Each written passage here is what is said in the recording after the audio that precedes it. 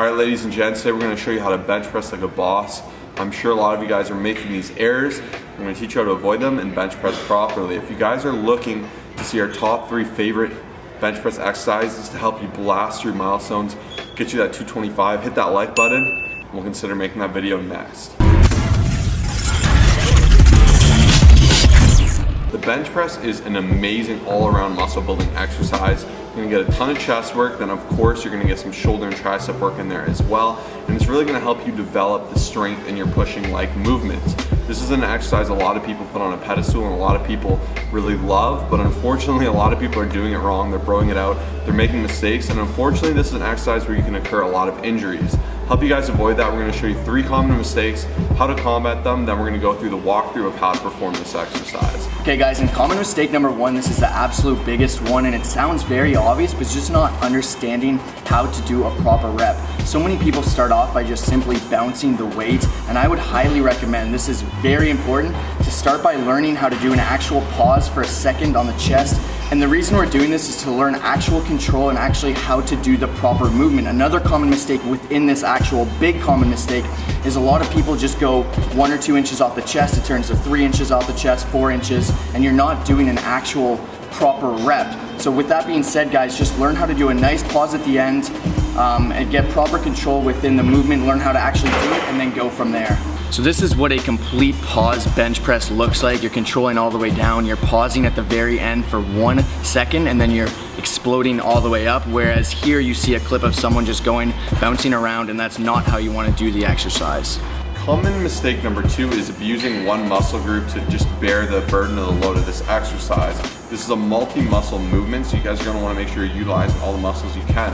A lot of people will bench press like this, and it's going to be killing your shoulders, just decimating them. You're taking a lot of the tension off the chest, kind of inhibiting the triceps' ability to function properly.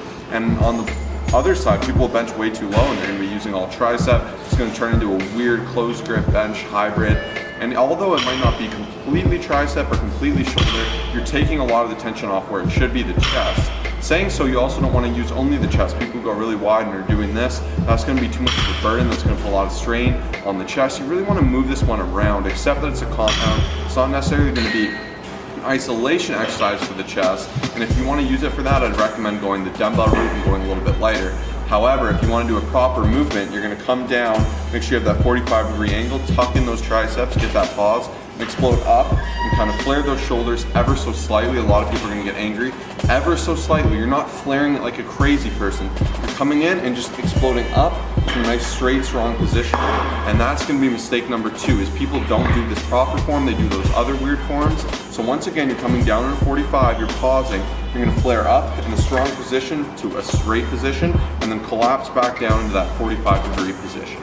Number 3, real quick, this is kind of going to Kyle's territory with the bouncing, is abusing your body parts when doing this. So it's kind of like number 2, but when you're bouncing, you are smashing your sternum.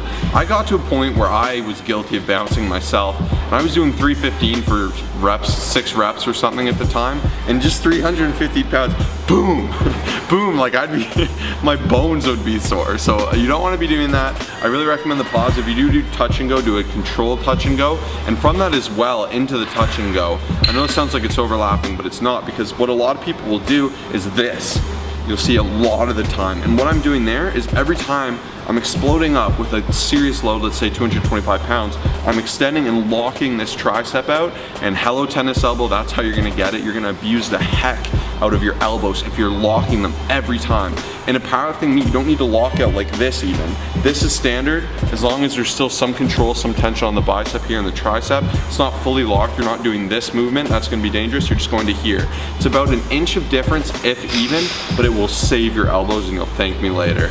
So guys, we know this is a lot of information to take in. If you guys want to take us, the personal trainers, and put us in your pocket, help you with every single exercise you need help with, make sure to download, click the first link in the description below. You'll get all of our form guide exercises and it'll help you out. Alright, so we're going to go through the complete walkthrough of how to perform this exercise.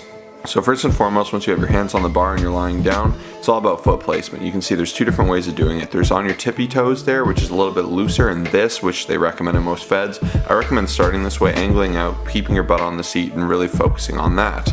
From there, you guys can see it's all about back positioning. Here, Kyle's a very weak position. It's very awkward. His head's up, his spine's collapsed, and that's not going to be a strong position. Here is like a medium pin. Here you can see he's got the spine kind of loaded. It's a little bit more comfortable, and it's a stronger position, pushing position, but it's still not fully optimized. Lastly, here you can see this is a good pin. He's decided to go tippy toes, but that's what he wants, and it limits the range of motion from the bar. This is going to be your strongest position. It's going to keep you tight to the bench, and it's what we recommend. Going into where your hands should be, you should position them on the bar wherever you have about approximately a 45-degree angle. Here you can see it's like straight for him. At the bottom, you want Kyle's hand there to be over his elbow. You want those to be in line. That's usually how you know you're doing it right. And you're pressing up from just below your nipples to just about the mid-length of your chest, and that's how you're gonna kind of get that explode there. So you can see he's continuing to do that perfect push, and this is what it's going to look like from the side. Same thing, he pulls it off, he doesn't lift off, he pulls it off, and then boom. See how the bar path changes there? He pushes it outward. That's exactly what you guys want. It should be like a slight angle, but he's still in good control, forms tight, butt staying on the bench. That's how you get her done. Thank you guys so much for watching this video. Please smash that like button if you want to see a video on our top 3 exercises to blow past the 225-pound milestone. Subscribe if you haven't already, and we'll see you in the next video. Peace out.